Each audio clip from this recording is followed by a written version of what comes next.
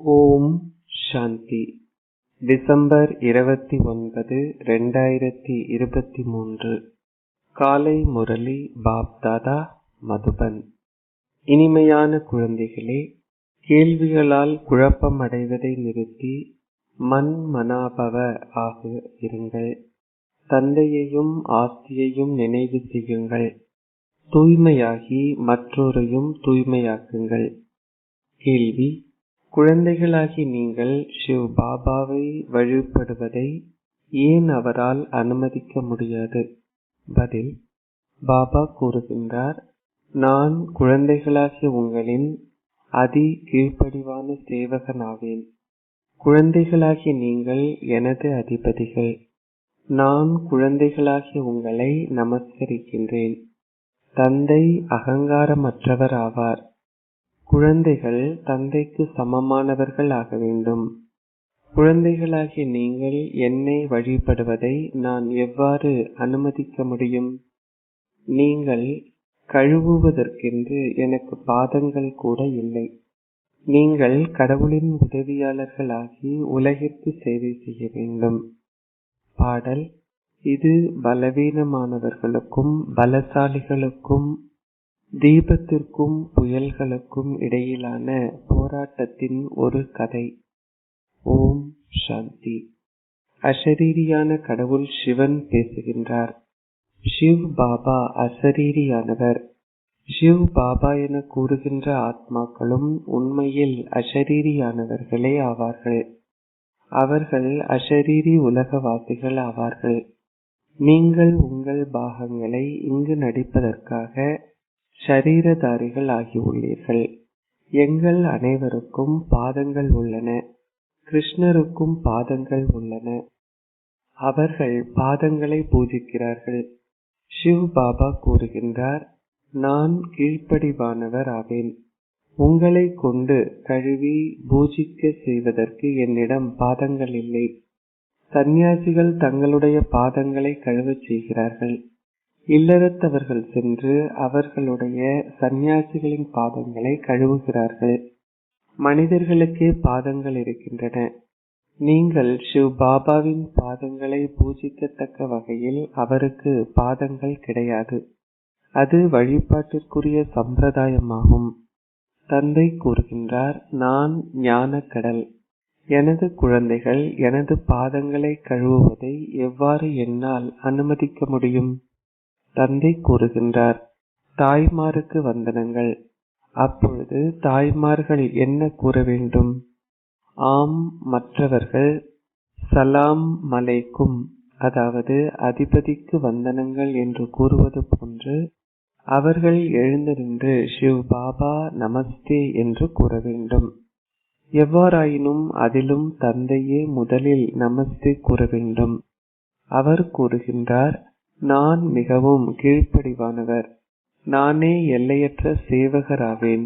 அவர் அஷரீரியானவர், ஆதலால் அகங்காரமற்றவரும் ஆவார். பூஜிப்பதற்கான கேள்வியே இல்லை. சொத்தின் அதிபதிகள் ஆகின்ற அதி அன்பிற்குரிய குழந்தைகள் என்னை பூஜிப்பதை நான் எவ்வாறு அனுமதிக்க முடியும்? ஆம், சிறிய குழந்தைகள் தங்களுடைய தந்தையின் பாதங்களில் விழுந்து வணங்குகிறார்கள். ஏனெனில் தந்தை மூத்தவராவார். எவ்வாறாயினும் தந்தையும் உண்மையில் குழந்தைகளின் சேவகரே ஆவார். மாயை குழந்தைகளாகிய உங்களை மிகவும் தொந்தரவு செய்கின்றாள் என்பதை பாபா அறிவார். இது மிக கடினமான பாகமாகும். எல்லையற்ற துன்பம் இன்பமும் பெருமளவில் வர உள்ளது. இவை அனைத்தும் எல்லையற்றதற்குரிய விஷயமாகும். அப்பொழுதுதான் எல்லையற்ற தந்தை வருகின்றார். தந்தை கூறுகின்றார், நான் மாத்திரமே அருள்பவர். வேறு எவரையும் அருள்பவர் என அழைக்க முடியாது. அனைவரும் தந்தையிடம் எதையாவது வேண்டுகிறார்கள். சாதுக்களும் முக்தியை வேண்டுகிறார்கள். பாரதத்தின் இல்லறத்தவர்கள் கடவுளிடம் ஜீவன் முக்தியை வேண்டுகிறார்கள். ஆகவே ஒரே ஒருவரே அருள்பவராவார்.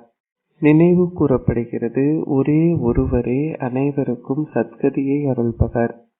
சாதுக்களே ஆன்மீக முயற்சியை செய்வதனால் அவர்களால் எவ்வாறு மற்றோருக்கு முக்தியை அல்லது சத்கதியை அருள முடியும். ஒரே ஒரு தந்தையே முக்தி தாமம், ஜீவன் முக்தி தாமம் ஆகிய இரண்டிற்கும் உரிமையாளர் ஆவார். அவர் ஒரே ஒரு முறையே தனக்குரிய நேரத்தில் வருகின்றார். மற்ற அனைவரும் தொடர்ந்தும் பிறப்பு இறப்புக்குள் பிரவேசிக்கிறார்கள். ராவண ராஜ்யம் முடிவடைய உள்ள போதே அந்த ஒருவர் ஒரு முறை வருகின்றார். அவரால் அதற்கு முன்னர் வர முடியாது. அது நாடகத்தில் அவருடைய பாகம் அல்ல. ஆகவே தந்தை கூறுகின்றார், நீங்கள் இப்பொழுது என் மூலம் என்னை இனம் கண்டுள்ளீர்கள். மக்கள் என்னை அறிய மாட்டார்கள் என்பதால் அவர்கள் என்னை சர்வ வியாபி என அழைத்து விட்டார்கள். இது இப்பொழுது ராவண ராஜ்யமாகும். பாரத மக்கள் மாத்திரமே தொடர்ந்தும் ராவணனின் கொடும் பாவியை எரிப்பவர்கள். ராவண ராஜ்யம் பாரதத்தில் இருக்கிறது என்பதையும் ராம ராஜ்யமும் பாரதத்திலேயே இருக்கிறது என்பதையும் இது நிரூபிக்கிறது. இது எவ்வாறு இப்பொழுது ராவண ராஜ்யமாக இருக்கிறது என்பதை ராம ராஜ்யத்தை ஸ்தாபிப்பவரே விளங்கப்படுத்துகின்றார். யார் இதனை விளங்கப்படுத்துவது? அசரீரியான கடவுள் சிவன் பேசுகின்றார். ஆத்மாக்களை சிவன் என அழைக்க முடியாது. ஆத்மாக்கள் அனைவரும் சாலிகிராம்கள் ஆவார்கள். ஒரே ஒருவர் மாத்திரமே சிவன் என அழைக்கப்படுகின்றார். பல சாலிகிராம்கள் இருக்கிறார்கள். இதுவே ருத்ர ஞான யாகமாகும். அந்த பிராமணர்கள் யாகங்களை வளர்க்கும் பொழுது அவர்கள் ஒரு பெரிய சிவலிங்கத்தையும் பல சிறிய சாலிகிராம்களையும் உருவாக்கி அவற்றை பூஜிக்கிறார்கள். வருடா வருடம் இறைவிகள் பூஜிக்கப்படுகிறார்கள். ஆனால் அவர்களோ களி மண்ணினால் ஆன சாலிகிராம்களை தினமும் உருவாக்கி அவற்றை பூஜிக்கிறார்கள். ருத்ரருக்கு பெரும் மரியாதை உள்ளது. சாலிகிராம்கள் யார் என்பதை அவர்கள் அறிய மாட்டார்கள். சிவசக்தி சேனையினராகிய நீங்கள் தூய்மையற்றவர்களை தூய்மையாக்குகின்றீர்கள். சிவன் பூஜிக்கப்படுகின்றார். அவ்வாறாயின் சாலிகிராம்களின் நிலை என்ன? பலர் ருத்ர யாகத்தை உருவாக்கி சாலிகிராம்களை பூஜிக்கிறார்கள். குழந்தைகளாகி நீங்களும் சிவ் பாபாவுடன் முயற்சி செய்தீர்கள். நீங்கள் சிவ் பாபாவின் உதவியாளர்கள் ஆவீர்கள். நீங்கள் இறை உதவியாளர்கள் என அழைக்கப்படுகிறீர்கள். அஷரீரியானவர் நிச்சயமாக யாராவது ஒருவரின் சரீரத்தில் பிரவேசித்திருப்பார். சொர்க்கத்தில் எவ்விதமான உதவிக்கும் அவசியமே இல்லை. சிவ் பாபா கூறுகின்றார், பாருங்கள், இக்குழந்தைகள் எனது உதவியாளர்கள். அவர்கள் வரிசை கிரமமானவர்கள் ஆவார்கள். அனைவருமே பூஜிக்கப்பட முடியாது. இந்த யாகம் பாரதத்தில் மாத்திரமே இடம்பெறுகிறது. தந்தை மாத்திரமே இந்த ரகசியங்களை விளங்கப்படுத்துகின்றார். அந்த பிராமணர்களும் வைஷ்யர்களும் இதனை அறிய மாட்டார்கள். உண்மையில் இதுவே ருத்ர ஞான யாகமாகும். குழந்தைகளாகிய நீங்கள் தூய்மையாகி பாரதத்தை சொர்க்கமாக்குகின்றீர்கள். இதுவே நாங்கள் யோகத்தின் மூலமாக என்றென்றும் ஆரோக்கியமானவர்கள் ஆகின்ற ஒரு பெரிய வைத்தியசாலை ஆகும். தந்தை கூறுகின்றார், என்னை நினைவு செய்யுங்கள். ஷரீர உணர்வே உங்கள் யோகத்தை துண்டிக்கின்ற முதல் இலக்க விகாரமாகும். நீங்கள் ஷரீர உணர்வடைந்து தந்தையை மறக்கும் பொழுதே மற்ற விகாரங்களும் வருகின்றன. இந்த யோகத்தை சதா கொண்டிருப்பதற்கே பெரும் முயற்சி தேவை. மக்கள் கிருஷ்ணரை கடவுளென கருதி அவரை பூஜிக்கிறார்கள். எவ்வாறாயினும் அவரின் பாதங்களை பூஜிக்கத்தக்க வகையில் அவர் தூய்மையாக்குபவர் அல்ல. சிவனுக்கு பாதங்களே கிடையாது. அவர் வந்து தாய்மார்களின் சேவகராகி கூறுகின்றார், தந்தையையும் சொர்க்கத்தையும் நினைவு செய்தால் நீங்கள் 21 பிறவிகளுக்கு ஓர் ராஜ்யத்தை ஆட்சி செய்வீர்கள். 21 சந்ததிகள் நினைவு கூறப்படுகின்றன. அவை மற்ற சமயங்களில் நினைவு கூறப்படுவதில்லை. மற்ற சமயத்தவர்களில் எவருமே 21 பிறவிகளுக்கான ஸ்வர்க ராஜ்யத்தை பெறுவதில்லை. இந்நாடகமும் ஏற்கனவே நிச்சயிக்கப்பட்டுள்ளது. மற்ற சமயங்களுடன் கலந்துவிட்ட தேவ தர்மத்திற்குரியவர்கள் மீண்டும் வெளிப்படுவார்கள். ஸ்வர்க்கத்தின் சந்தோஷம் எல்லையற்றதாகும். புதிய கட்டிடமாகிய புதிய உலகில் மிக நல்ல சந்தோஷம் உள்ளது. அது சிறிதளவு பழையதாகியவுடன் அதில் சில குறைபாடுகள் ஏற்படுவதால் அவை திருத்தப்பட வேண்டியுள்ளது. ஆகவே எவ்வாறு தந்தையின் புகழ் எல்லையற்றதோ அவ்வாறே சொர்க்கத்தின் புகழும் எல்லையற்றதாகும். நீங்கள் சொர்க்க அதிபதிகள் ஆகுவதற்கு முயற்சி செய்கிறீர்கள். வேறு எவராலும் உங்களை சொர்க்க அதிபதிகள் ஆக்க முடியாது. விநாசத்தின் காட்சிகள் மிகவும் வேதனை நிறைந்தவை என்பதை குழந்தைகளாகிய நீங்கள் அறிவீர்கள். அதற்கு முன்னர் நீங்கள் உங்களுடைய ஆஸ்தியை தந்தையிடமிருந்து பெற வேண்டும்.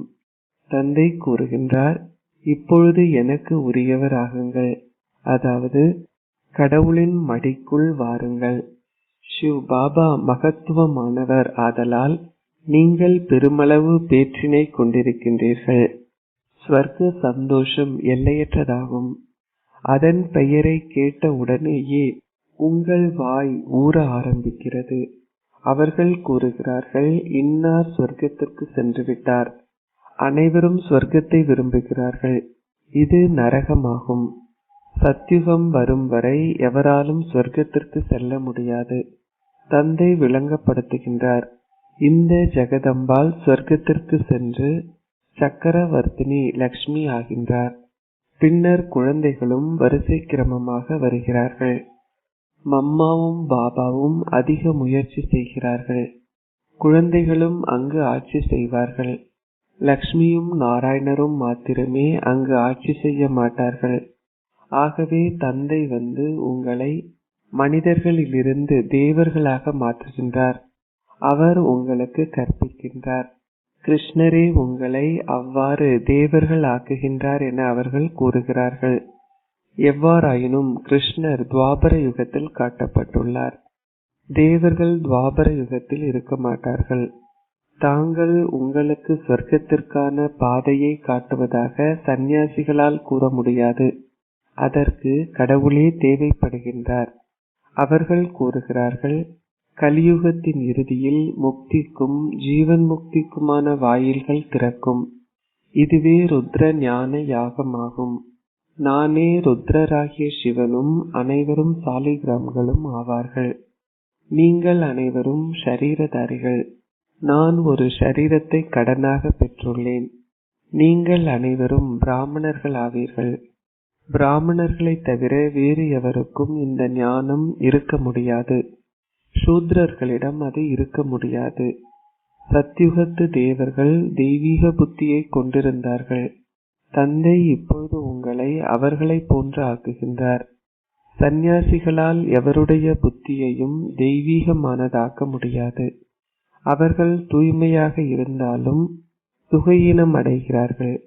சொர்க்கத்தில் எவருமே என்றுமே சுகையீனம் அடைய மாட்டார்கள். அங்கு எல்லையற்ற சந்தோஷம் உள்ளது. இதனாலேயே தந்தை கூறுகின்றார், முழு முயற்சி செய்யுங்கள். இது ஓர் ஓட்டப்பந்தயமாகும். இதுவே ருத்ர மாலையில் கோர்க்கப்படுவதற்கான ஓட்டப்பந்தயமாகும்.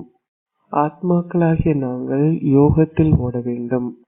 எவ்வளவு அதிகமாக நீங்கள் யோகம் செய்கின்றீர்களோ அந்த அளவிற்கு நீங்கள் விரைவாக ஓடுகின்றீர்கள் என்றும் உங்கள் பாவங்கள் தொடர்ந்தும் அழிக்கப்படும் என்றும் அதிக அளவில் புரிந்து கொள்ளப்படுகிறது.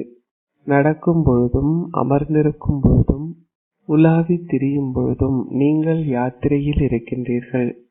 உங்களுடைய புத்தியின் யோகத்திற்குரிய யாத்திரை மிக சிறந்ததாகும். நீங்கள் கூறுகின்றீர்கள், அத்தகைய சொர்க்கத்தின் எல்லையற்ற சந்தோஷத்தை பெறுவதற்காக நாங்கள் ஏன் தூய்மையாக இருக்கக்கூடாது? மாயையால் எங்களை அசைக்க முடியாது. நீங்கள் ஒரு சத்தியம் செய்ய வேண்டும். இது உங்களுடைய இறுதி பிறவி. அனைவரும் மரணிக்க வேண்டும். ஆகவே நீங்கள் ஏன் தந்தையிடமிருந்து உங்களுடைய ஆஸ்தியை பெறக்கூடாது? பாபாவிற்கு பல குழந்தைகள் இருக்கிறார்கள். பிரஜாபிதா இருப்பதனால் அவர் நிச்சயமாக ஒரு புதிய படைப்பை படைத்திருக்க வேண்டும். புதிய படைப்பு பிராமணர்களுடையதாகும். பிராமணர்கள் ஆன்மீக சமூக சேவையாளர்கள். தேவர்கள் வெகுமதியை அனுபவம் செய்கிறார்கள்.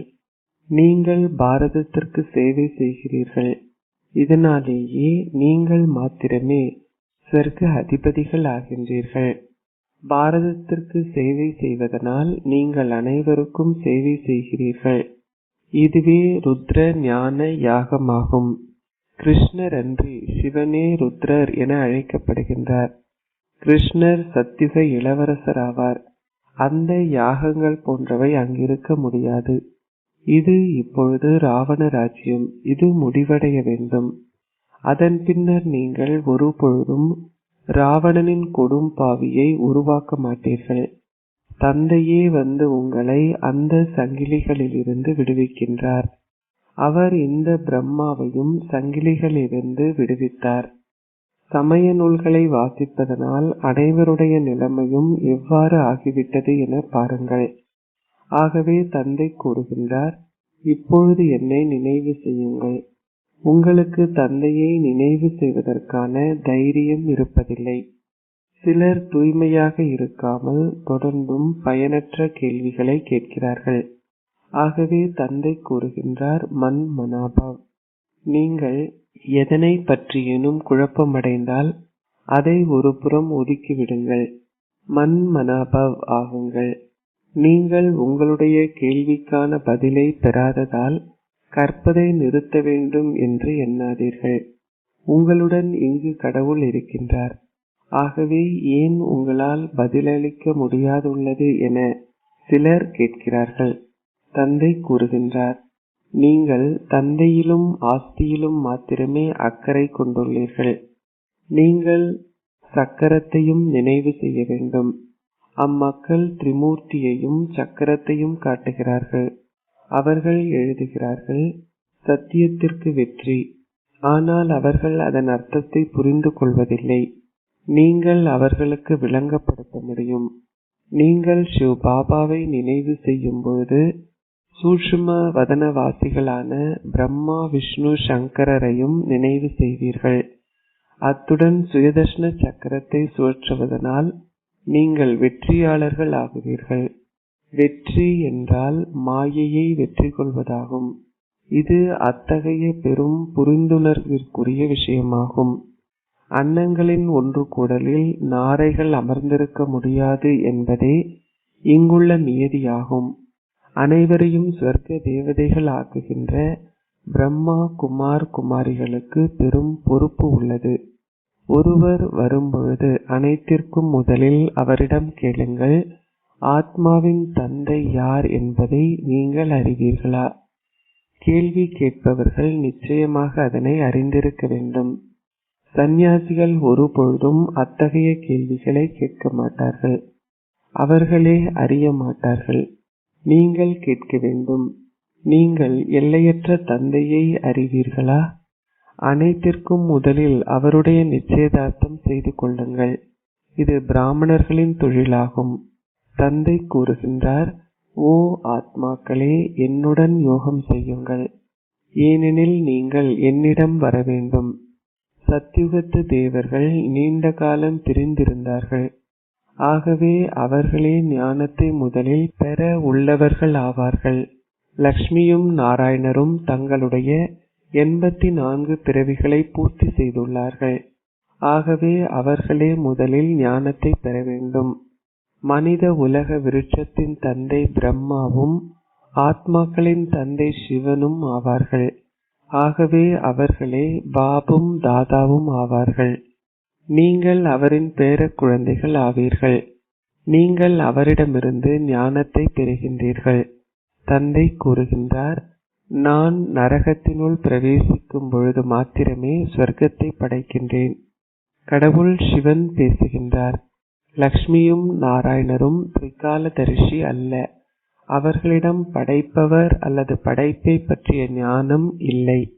ஆதலால் இந்த ஞானமானது எவ்வாறு தொன்று தொட்ட காலத்திலிருந்து இருந்திருக்க முடியும்?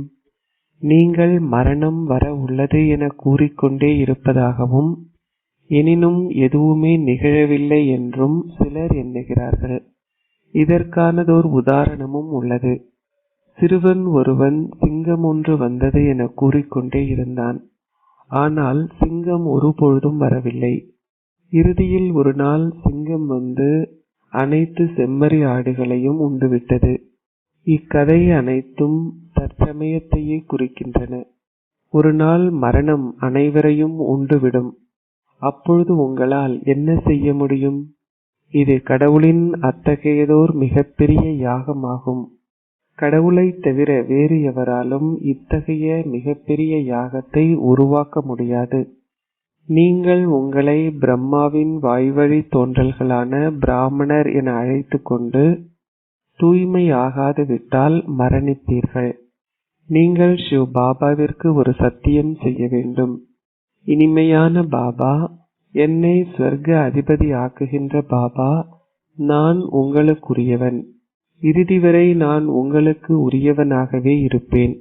நீங்கள் அத்தகைய தந்தையை அல்லது மணவாளனை விவாகரத்து செய்தால் உங்களால் ஒரு சக்கரவர்த்தியாகவோ அல்லது சக்கரவர்த்தினியாகவோ ஆக முடியாது.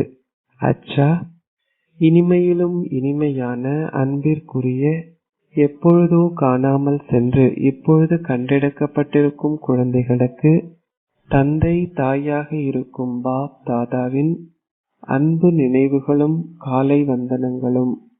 ஆன்மீக தந்தை ஆன்மீக குழந்தைகளுக்கு நமஸ்தே கூறுகின்றார். ஆன்மீக குழந்தைகள் ஆன்மீக தந்தைக்கு நமஸ்தே கூறுகின்றோம். தாரணைக்குரிய சாரம் 1. கடவுளின் உண்மையான உதவியாளராகி உங்களுடைய தூய்மை மூலம் பாரதத்தை சொர்க்கமாக்குவதற்கு தந்தைக்கு உதவி செய்யுங்கள். ஓர் ஆன்மீக சமூக சேவையாளர் ஆகுங்கள். 2. எவ்வகையான கேள்விகளாலும் குழப்பமடைந்து கற்பதை நிறுத்தாதீர்கள். கேள்விகளை ஒருபுறம் ஒதுக்கிவிட்டு தந்தையையும் ஆஸ்தியையும் நினைவு செய்யுங்கள். ஆசீர்வாதம். நீங்கள் எல்லைகள் அனைத்திற்கும் அப்பாற்பட்டு இருப்பதன் மூலம் மற்றவர்களுக்கு சொந்தமாக இருக்கும் உணர்வை வழங்குகின்ற அனுபவ ரூபம் ஆகுவீர்களாக. ஒவ்வொருவரின் மனதிலும் எனது பாபா என்பது வெளிப்படுவது போன்று ஓர் எல்லையற்ற சகோதரன் அல்லது சகோதரி, தீதி அல்லது தாதி மீதும் இவர் என்னுடையவர் என்ற உணர்வு ஒவ்வொருவரின் மனதிலும் வெளிப்படட்டும். நீங்கள் எங்கு இருந்தாலும் பரவாயில்லை. நீங்கள் எல்லையற்ற சேவை இடம்பெறுவதற்கு ஒரு கருவி ஆகுவீர்கள். எல்லைகள் அனைத்திற்கும் அப்பாற்பட்டு இருப்பதும் எல்லையற்ற உணர்வுகளையும் எல்லையற்ற நல்ல ஆசிகளையும் கொண்டிருப்பதும் என்றால் தந்தையை பின்பற்றுவதாகும். இப்பொழுது இதை நடைமுறையில் அனுபவம் செய்வதுடன் மற்றவர்களுக்கும் அதே அனுபவத்தை கொடுங்கள். அனுபவசாலியாகவும் முதிர்ச்சியானவராகவும் உள்ளவர்கள் பொதுவாக பிதாஜி தந்தை அல்லது காக்காஜி மாமா என்று அழைக்கப்படுகின்றனர். இவ்வாறாக ஓர் எல்லையற்ற முறையில் அனுபவசாலி ஆகுங்கள். அதாவது அனைவரும் சொந்தமாக இருப்பதை அனுபவம் செய்யட்டும். ஸ்லோகன்: அப்பாற்பட்டிருக்கும் ஸ்திதியில் தொடர்ந்தும் பறந்து செல்லுங்கள். அப்பொழுது நீங்கள் கர்ம பந்தன கிளைகள் எதிலும் சிக்க மாட்டீர்கள். ஓம் சாந்தி.